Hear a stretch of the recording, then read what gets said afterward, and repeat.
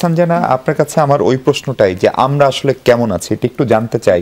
পাশাপাশি যে জায়গাটা সেটা হচ্ছে সারা দেশে আজও সারাদিন ধরে আন্দোলন চলতেছে। মাগুরায় নারী দিবস যখন নানান আয়োজনে পালিত হচ্ছে, তখন 8 বছরের একটি শিশু সে মৃত্যুর সাথে পাঞ্জা লড়ছে সিএমএইচ।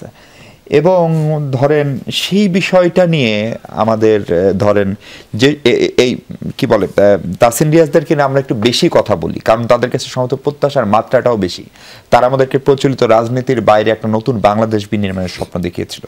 ফলে ধর্ষণ বলি, সামাজিক অপরাধ বলি, সেগুলোতে আপনি জাতীয় নাগরিক পার্টি অথবা জাতীয় আগে যেটি ছিল তাদের জাতীয় নাগরিক কমিটি কিংবা বৈষম্য বিরোধী ছাত্র আন্দোলন, তাদের ভূমিকাকে আপনি কিভাবে মূল্যায়ন করেন? জি দেখুন, প্রথমত হচ্ছে যে কোনো গণ অভ্যুত্থানের পরে যে ভয়েডটি ক্রিয়েট হয়, কনস্টিটিউশনাল ভয়েড বলেন, জুডিশিয়াল ভয়েড বলেন, সেখানে অ্যাডমিনিস্ট্রেটিভ ভয়েড রয়েছে। তো এরকম একটি পরিস্থিতিতে অনেক অ্যানার্কি হয় এবং অস্থিতিশীল একটি অবস্থায় আছি আমরা, সেটি তো অস্বীকার করার কোনো কারণ নেই এখানে।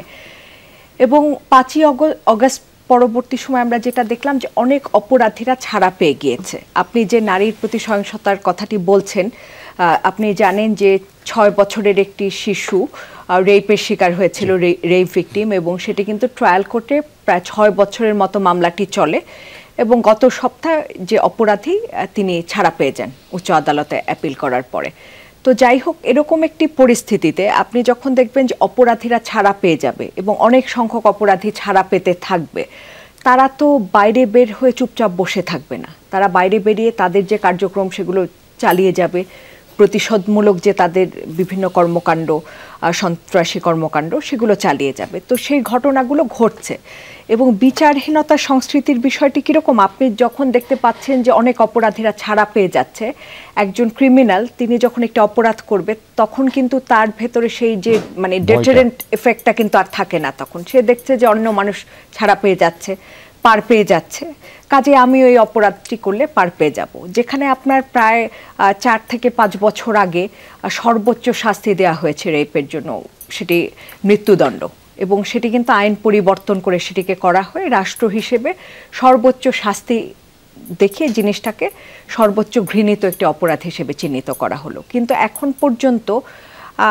কোনো ফাস্ট ট্র্যাক ট্রায়াল আমরা দেখলাম না, এখন পর্যন্ত আমরা দেখলাম না যে একটিও ফাঁসি কার্যকর হলো, একটিও ব্যক্তিকে আসলে সেই সর্বোচ্চ শাস্তি দিয়ে একটি দৃষ্টান্তমূলক একটি বিচার ব্যবস্থার সামনে, মানে জনগণের সামনে একটি দৃষ্টান্তমূলক কোনো একটি ব্যবস্থা আনা হলো। তো যার ফলে এই ঘটনাগুলো তো ঘটে যাচ্ছে। এবং যেটি আমি বলছিলাম যে অ্যাডমিনিস্ট্রেটিভ ভয়েড, সেটা তো বিশাল একটা ভয়েড।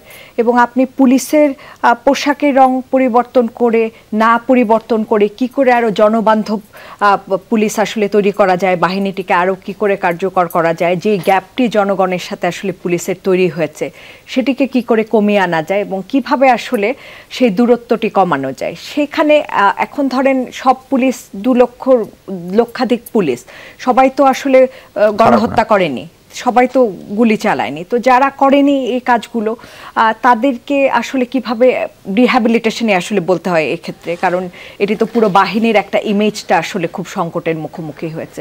তো এই কাজগুলো কিভাবে করা যায় সেদিকে আসলে দৃষ্টিপাত না করে শুধুমাত্র কি বাহ্যিক আমি পোশাক পরিবর্তন করলে তো আমি আইন শৃঙ্খলা রক্ষা করতে পারবো না, এবং ল অ্যান্ড অর্ডার সিচুয়েশনটাই তো সবচেয়ে ইম্পর্টেন্ট। আপনি দেখেন যে 51% জনগোষ্ঠী নারী, যা কিনা অর্ধেকেরও বেশি। তো এদেরকে বাদ দিয়ে তো আপনার কোনো ভোট ব্যাংকও হবে না, এদেরকে বাদ দিয়ে আপনি সামনের দিকে এগিয়ে যাওয়ারও কোনো ধরনের কোনো সুযোগ নেই।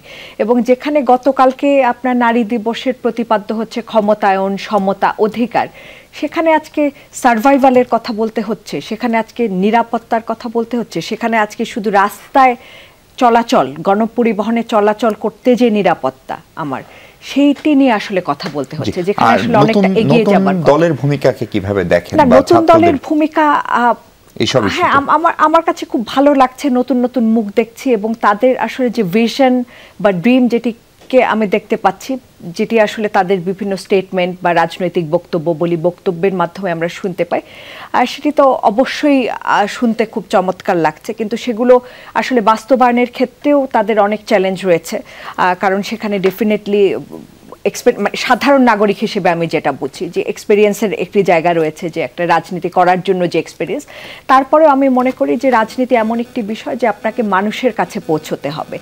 আর নতুন যে দল গঠন করা হয়েছে, নতুনকে সবসময় স্বাগত জানাই, কেননা এই গণ অভ্যুত্থানের মাধ্যমে বিশাল যে পরিবর্তনটি, একটি পুরো প্রজন্ম যারা আসলে রাজনীতি বিমুখ হয়েছিল তারা এখন রাজনীতির দিকে ঝুঁকছে।